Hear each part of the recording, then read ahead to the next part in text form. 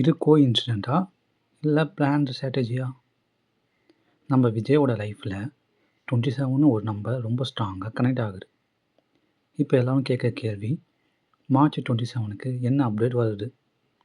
நம்ம கெஸ் என்னன்னா, நாளைக்கு அதாவது மார்ச் 27 டிவிகே கேண்டிடேட் அனௌன்ஸ்மெண்ட் வரலாம். அது என்னடா 27 சென்டிமெண்ட்டுன்னு நீங்கள் கேட்குறீங்களா? இதை கொஞ்சம் பாருங்கள். அக்டோபர் 27 விக்ரவாண்டி மாநாடு. September 27 Karur incident. October 27 Karur victims meeting. November 27 Sengottaiyan joining TVK. December 27 Jananayagan audio launch. Jan 27 Jananayagan movie case first hearing. February 27 Vijay Sangeetha divorce issue. இப்படி பார்த்தா எவ்ரி மந்த் 27க்கு ஒரு மேஜர் அப்டேட் ஆர் நியூஸ் வருது.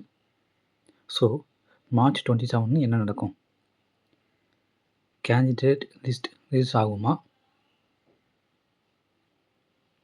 உங்கள் ஏரியாவில் யார் கேண்டிடேட்டாக வரணும்னு நீங்கள் எக்ஸ்பெக்ட் பண்ணுறீங்க? கமெண்ட் செக்ஷனில் உங்கள் ஆப்ஷனை ஓப்பனாக சொல்லுங்கள், பார்ப்போம். இது கோஇன்சிடென்ட்னு இக்னோர் பண்ண முடியுமா? இல்லை இது ஒரு ஹிடன் பொலிட்டிக்கல் ஸ்ட்ராட்டஜியா? மார்ச் 27 ஆன்சர் கிடைக்கும். நம்ம வெயிட் பண்ணி பார்ப்போம்.